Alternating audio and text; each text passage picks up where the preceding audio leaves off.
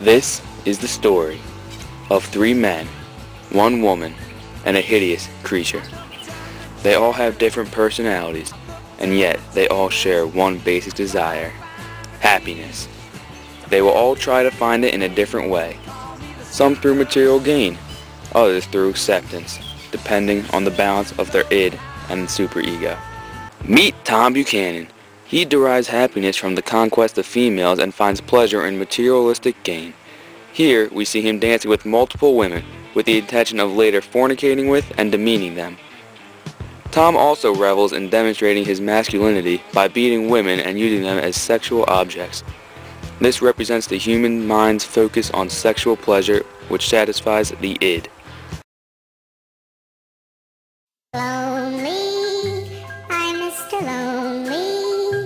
I have nobody for my own. Let me present to you the fruits of Dr. Frankenstein's arduous labors, the ugliest thing you will ever witness in your life: Raoul, also known as Frankenstein's monster. The monster is a lonely being who only desires to be accepted by society and to keep his own friends. He is wandering around the empty town looking for companionship, especially from ugly women made from severed body parts. Where should I start about Oedipus? He, of course, is the origin of my Oedipus complex theory. It is the theory in which a boy develops a strong sexual attraction toward his mother and an extreme jealousy towards his father. You see, Oedipus unintentionally married and had children with his mother. He also inadvertently killed his father. Because he could not face the truth of his sins, he was sent into an extreme state of guilt. His catharsis was when he gouged out his own eyes, symbolizing a new beginning, because he was so disgusted with his actions.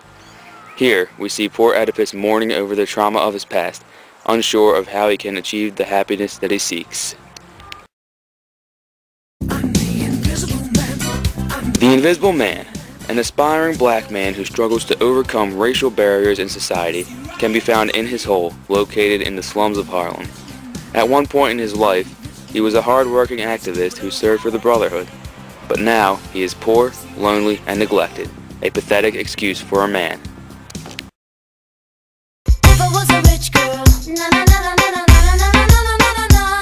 The last character of our adventure is Daisy. Daisy is much like Tom. She sees material desire as the source of all happiness. She is an Epicurean. Throughout the story, you will see Daisy sacrificing friendships and potential relationships in an attempt to get more. Will this lead to her happiness, or will it eventually lead to her downfall? Our story begins with Tom playing pool with Julia at a party hosted by Gatsby. I'm tired. I'm gonna go get a drink.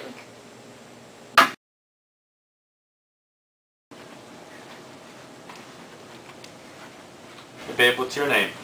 My name's Daisy. My name's Tom Buchanan. I'm strong, I'm talented, I'm rich, I'm generally awesome. I think you should go buy me a drink. Alright, baby, what do you want? Give me a whiskey sours, make it snappy. Alright, see ya. Hey, come over to Whiskey Sours, please. Sure thing, Missy. Oh, no, not you. No, I want the major with drinks tonight. He's an old friend. But I'm a good bartender. I used old Papa Young's money to put me through bartending school. No, I'm sorry, no, that's not gonna work. I need to please my man, so it makes me happy. Come on, just give me some opportunity. That's all I ask. No, I'm sorry. Gatsby, can you do it for me, please? Sure thing. There you go. Oh, thank you. So, are men all that make you happy? Nah, I like shopping, I like jewelry. Lots of that stuff, you know? Girl stuff. Alright, well, to each his own. Thank you. Alright, see ya. As you can see, Tom gains happiness through conquest, and Daisy gains happiness through material goods. These two individuals are composed almost solely of the id, as their lives are dominated by instinct. Meanwhile, 2 outcasts of the party, Frankenstein's monster and the Invisible Man, meet Oedipus and share their stories. May my father and I join you? Not at all. Go ahead. So, who are you? I'm Oedipus, and this is my daughter Antigone. I'm the former king of Thebes. We are social outcasts because I've committed a great sin. We have been rejected by society. I face a similar plight, but I'm not even recognized by society. All I seek is acceptance. Acceptance would surely make me happy. I too have a long tale of rejection. Please, strangers, tell me your stories. These outsiders seek happiness through acceptance. They do not act rashly because their superegos are in control of their ids.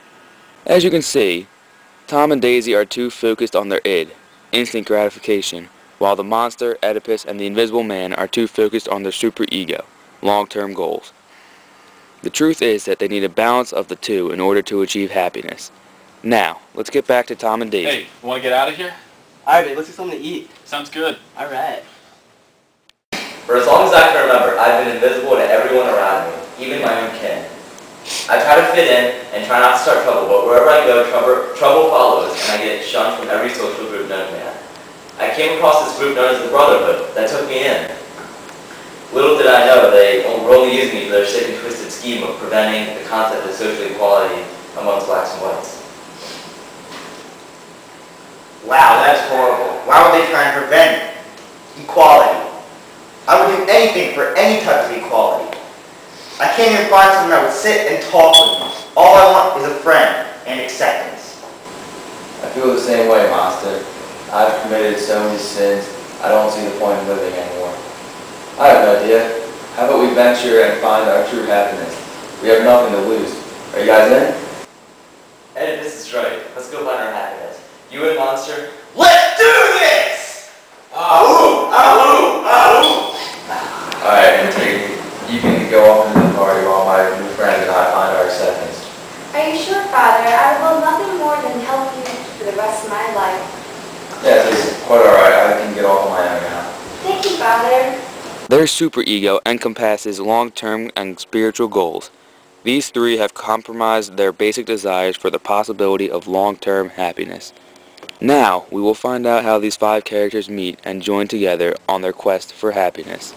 So Tom, what do you want to do? I mean, that's a pretty sick party, you know? I don't know. I'm getting pretty hungry. Let's go get a bite to eat. I know this cool place called the Brothers Buffet. Oh, I kind of want to go shopping, though. Alright, we'll go shopping after we eat. How's that? That's good. Alright. Welcome to Brothers Buffet. I'm Brother Jack. Would you like to eat from the buffet or sit down and order from the menu? I think we'll sit down and order from the menu. The only reason we came to this place is because we couldn't find somewhere closer to Gatsby, so this had better be good. Trust me, it's the best. Better be, because Tom Buchanan only accepts the top. Oh, my name's Younger Brother. How do you like the food this evening? Oh, it's just fantastic. It's phenomenal. It really is. It's simply the tops. It really actually reminds me of the many victory banquets I used to have for my many sports teams in college, which achieved many wins. I am so athletic after all. I'm Tom Buchanan. I'm simply the best. Anyway, my woman here would like to buy some expensive clothes and jewelry. Do you know of any highly esteemed boutiques we could travel to in order to fulfill this need? Yeah, there's Creon's Classic Clothes just around the corner. Thank That you. sounds really good. Thanks so much for the food. Here's your tip. Welcome to Braxis Refreshments. My name is Damien. I'll be the waiter today. This is my beautiful assistant Sinclair. I'm going to get you guys a drink. It doesn't matter. Surprises. What's wrong with you? We are a group of depressed social outcasts. Can you please help us? We've tried everything to search for happiness, but have been unsuccessful. Can you and your friend please guide us? Well, you guys know, a happy heart makes the face cheerful, but heartache crushes the spirit. Either that or you could find balance between the realms of light and dark. Only there can you find true happiness. Wait, what the hell is that supposed to mean? Oh, thanks for nothing. We were better off without you. Let's go, guys. Why do those two guys have their arms around each other? Probably homosexual. Either that or they're having an identity crisis. We're not gay. We're just really good friends. We don't have arms around each other. I'm gay. Alright, I'm proud. Yeah, sorry for the misunderstanding. There's nothing wrong with that. But we are in dire need of help. Can you please point us in the right direction? All 3 of us are in need of guidance. I recommend you go to Creon's Classic Clothes. That's the place where I finally admitted that I love Finney. I want to be part of him. That's why I tried on all of his pink underwear in that store. Okay, we're gonna walk away Weird now. as that was, I might as well go check that place out. Let's go, guys. Bye, guys. See you tomorrow. Hey. I love this place. We need to buy more clothes, though. I need, like, so many more clothes. More clothes! More clothes! Don't worry. I'm rich. Buy all you want. Oh, thank you. I love you, honey.